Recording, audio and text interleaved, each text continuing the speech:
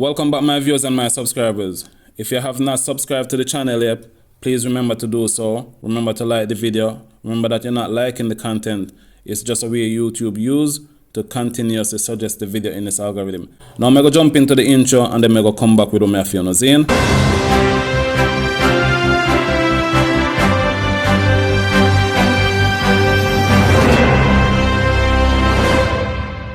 Vincent Ivanhoe Martin, born September 9, 1924, known as Ragging, was a Jamaican criminal who became a legendary outlaw and folk hero, often regarded as the original rude boy, the first Jamaican recorded gunman.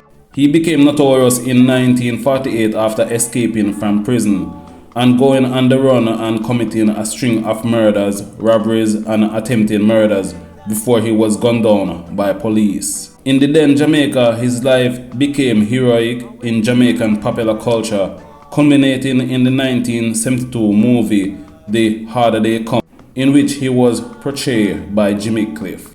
Born Vincent Martin in Linstead, St. Catherine, Jamaica, he turned to a life of violent crime in his teenage years after moving to Kingston. Short and slim-built, he compensated by building a reputation for extreme violence.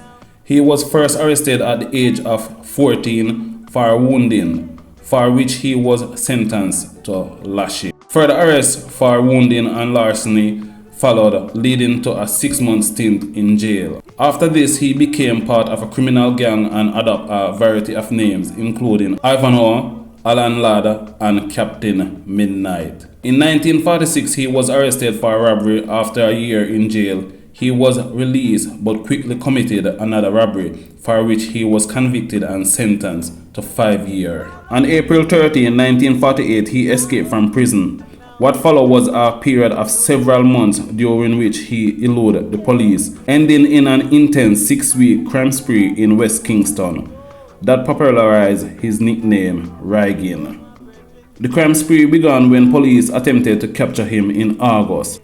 After learning from an informer that he was at the Carib Hotel, several officers lay in wait for him there. Ragging was in a room with a woman when the police burst in.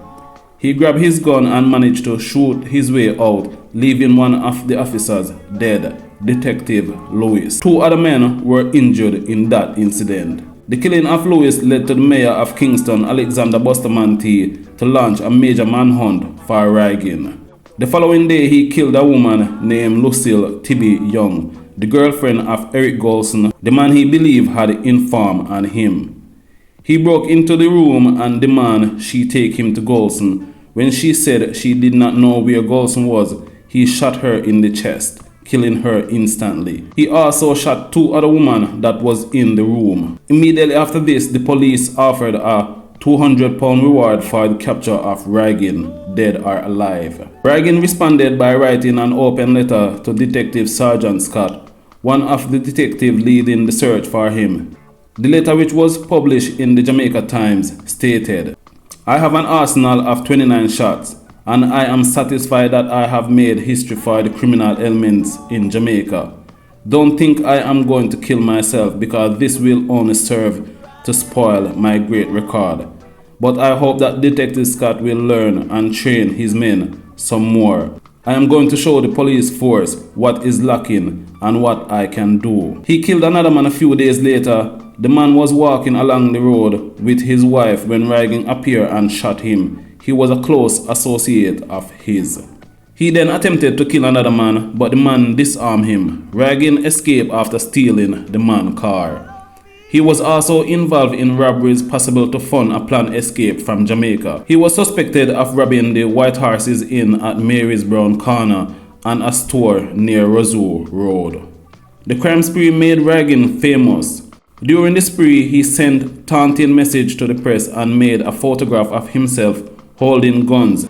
In a letter to the Daily Gleaner, he gave his own account of the shootout at the hotel. The letter read, "I decided to make a dash. I ran to the door with my pistol in my hand. I did not even have time to reach for my clothes. I looked outside and I heard the sound of another shot. I see the men mean to make the end of me tonight, but I intend to carry someone with me. At the time, I only have 5 shots with me. I put myself outside and I was hit in my right shoulder. That did not make much. One shot fired from this crowd hit the bottom of my gun. I fired back and I think I saw every man except one was staggering, the letter read. Police circulated a description of Reagan at the time which stated that he was 5 feet 3 inches tall but tended to wear shoes with high heels to improve his height. He also had several front teeth missing in the upper jaw, but sometimes wear false teeth. He tended to wear polarized glasses and had a habit of looking backwards after every few steps and spitting often after every few words he speak. Reagan hid out with some friends for a while near his childhood home in St. Catherine, but police were informed of his whereabouts. He managed to flee to Lime Key, but again police were quickly tipped off. On September 9, 1948, they swooped down on his hideout. He fought off the police for an hour but was killed when he attempted to break out. He died at the age of 24 of gunshot wounds on the beach of Lime Key. He had been shot 5 times in the head and several times all over his body. He may have been hiding at Lime Key while waiting for a boat to take him to Cuba. Police at the time believed that he intended to board a boat which would take him out of the island or to some place on the southwestern coast of the island. Reagan's body was held at the city morgue before being buried in a dirt grave. Large number of people came to see the body of the notorious criminal. In order to avoid large crowds gathering to see his burial, police stated that they were taking the body to Spanish Town. He was taken to Maypen Cemetery, where he was buried quickly without ceremony. Now my viewers and my subscribers, that was the history of Jamaica's first recorded gunman. Now my viewers and my subscribers, if you watch the video this far, just remember to like up the video. You see it? Don't leave without don't like the video, and also don't leave without not subscribing. Remember to like up, remember to share, remember to comment. Zine, I'm out.